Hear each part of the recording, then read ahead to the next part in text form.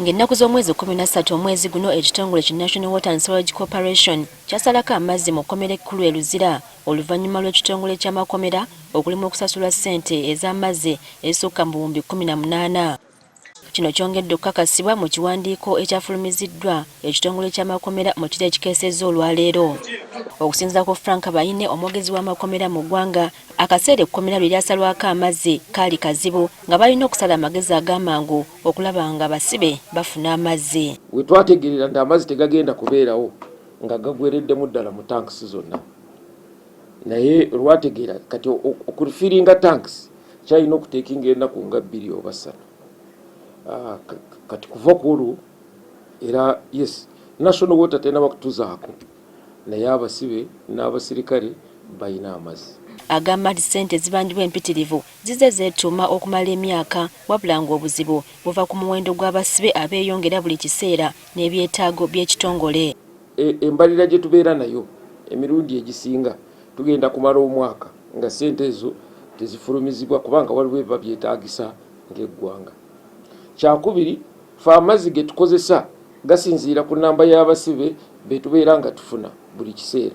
Oluvannyuma twogeddeko n'ab'ekitongole ky'amazzi ng'omwogezi waakyo Samuel Apadel ategeezezza nti ensangi zino balina obuzibu okuddukanya emirimu gyabwe olw'abantu obutasasula nga y'ensonga lwaki babadde balina okusala amagezi okukendeeza ekizibu kino. For the people for prisons, our preoccupation is that they should pay their bills so that we can continue providing these services. Because if you don't pay the bills, we are going to have this difficulty.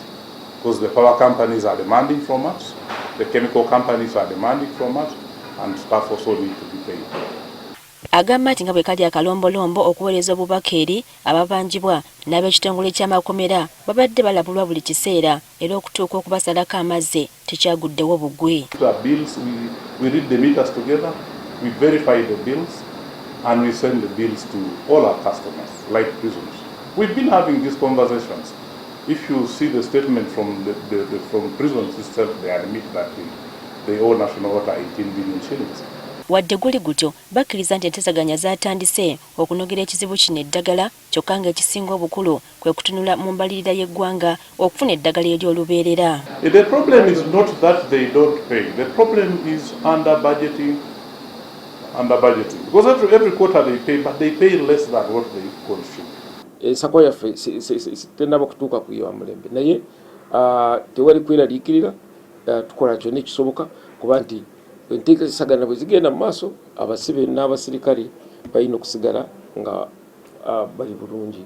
Ekitongole ky'amakomera kirina enteekateeka okusima enzizi ezaakyo engeri gye kiri nti kiriraanye amazzi. Bino byonna biba bisoboka singa baba bavujjiriddwa ekimala okuva mu ggwanika ly'eggwanga. Priska Namulema, Agafeeyo ku Spark TV.